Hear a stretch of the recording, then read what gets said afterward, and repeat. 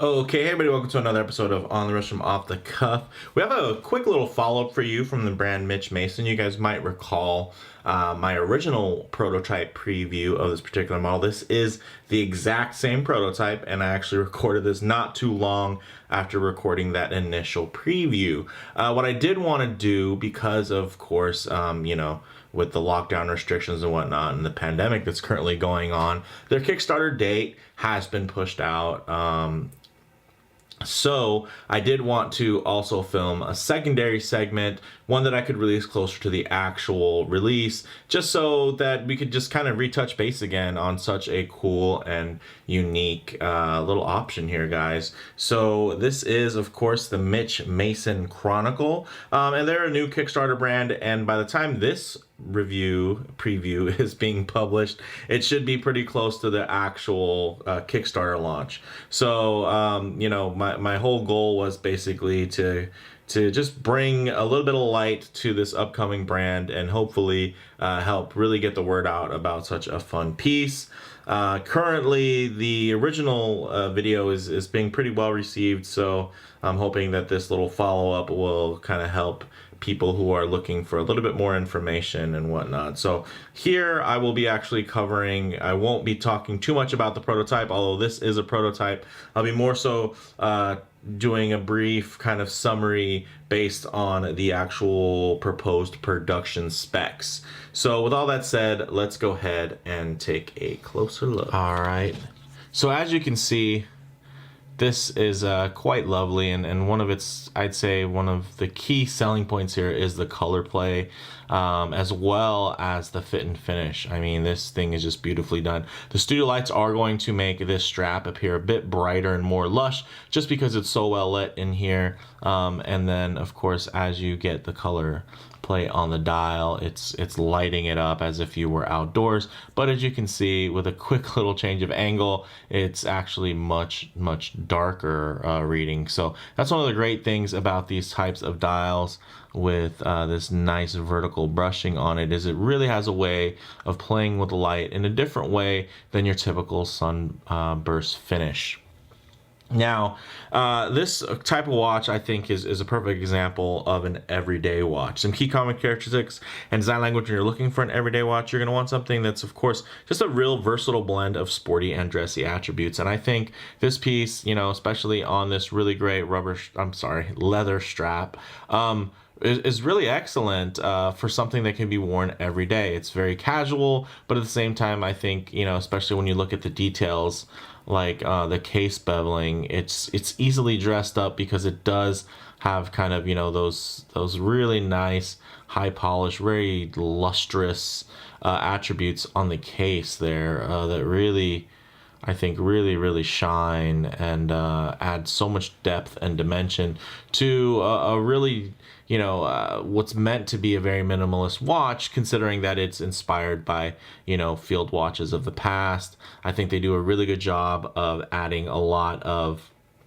personality, into a package that I think reads really well still, and is still quite well designed. So it's not busy by any means. And I'd say the designs are pretty far from ornamental, but everything does come together in a way that is just still extremely legible and definitely very much tool oriented, which I definitely can appreciate. So this model is basically, Mitch Mason's idea of the perfect daily beater, guys. And it's definitely something that, although it's a little bit small, from the specs that came across the screen there at 36.5 millimeters, it's smaller than I usually wear, but I think because of this beautiful case, and of course it doesn't have a side slab, it's very nicely contoured. So it actually wears the thickness well. The thickness is about 13.5 millimeters, or 12 millimeters if you don't count that double domed sapphire there. So, and then a relatively short lug to lug at just 43.5 millimeters. So this thing wears really well. You can see on wrist, even on my 7.25 inch wrist, it drapes quite well. And depending on if you want it to appear here a little bit smaller, or if you go on the other side of the wrist bone, it definitely helps, I think, making it appear a bit larger and just flow a little bit more proportionally. So quite a handsome watch. Actually, let me do a quick wipe off camera so you guys can take a look at this beautifully done case back. Very nice. I mean, obviously it's not some deep stamping or anything like that, but the nice thing that it does offer is quite an intricate etching there, and I think they did a really great job of giving you something that's nice to look at, but it's far from something that's like a distracting feature or something that's gonna be so deep that it's gonna be stamping your wrist, branding you effectively. Also, I mean, when you look at the strap, I mean, this thing gorgeous, guys. It has quick release spring bars. It has a beautiful taper on there, that stepped taper, definitely very military style. You've seen it in a lot of different types of like IWC pilots watches. You get the great two-tone signed buckle there, very nicely done. I do enjoy the thicker single keeper versus two skinny ones. I think that's really great, and you'll see on the wrist it works really, really well. You know, a lot of it is in these details, guys, and if you do want to get into some real in-depth stuff, definitely check out the full preview, and maybe I'll hopefully at some point get a full review of a production unit soon, because I do think that this model is definitely worth a few looks just because it's doing something so different. Although it does have a lot of elements that it's combining that have existed for a while, you know, like this type of dial, even sandwich dials, even the color combinations. There's a lot of stuff that's out there that's similar. I mean, there's a couple of Rail Masters with similar color schemes and whatnot.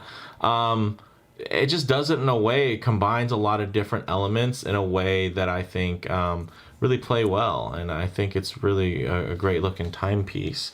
So let's actually get this piece on wrist for some quick wrist impressions. Okay, as you can see on my 7¼ inch wrist, this little 36.5 millimeter case actually wears quite well. And part of it is because it does have quite wide lugs, which is a very nice feature.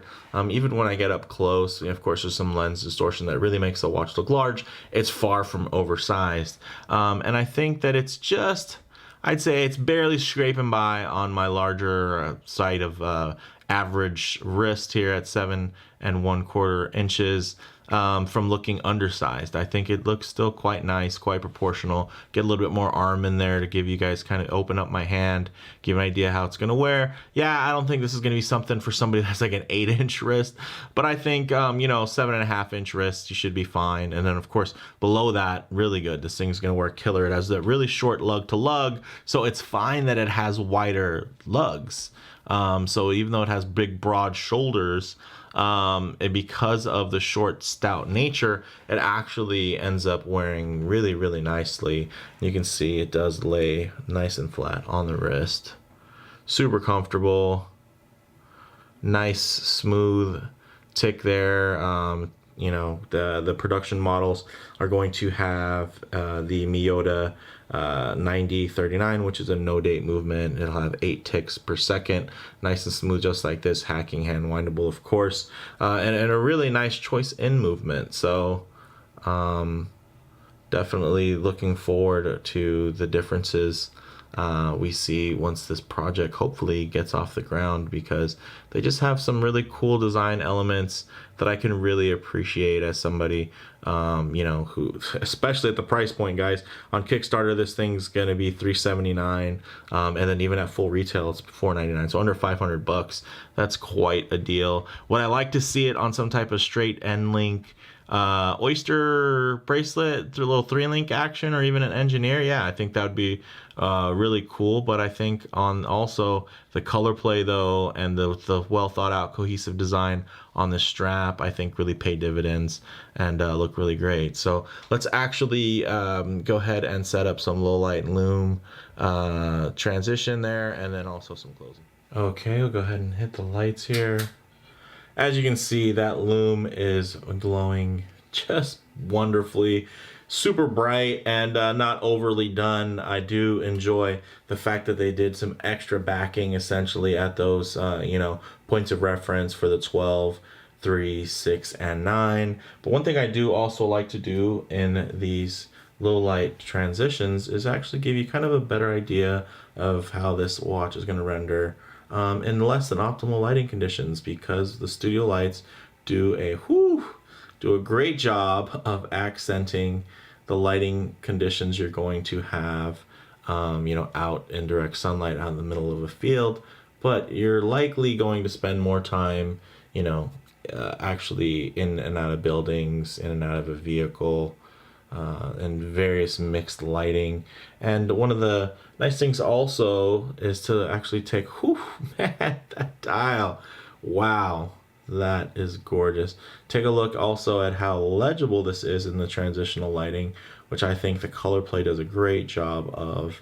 And then you can also see through the harsher lighting conditions, you take a look at the finishing, which will actually be much finer on the finished product. This is just kind of a rough prototype, so really looking forward to seeing this thing really mature and develop into a production piece. Man, with that dial, look at the way it plays with the light. For me, that's like just the #1 selling point on this watch. I mean, apart from the fact of this beautiful case, and that kind of Grand Seiko-esque shape there, man, look at the way the dial just absolutely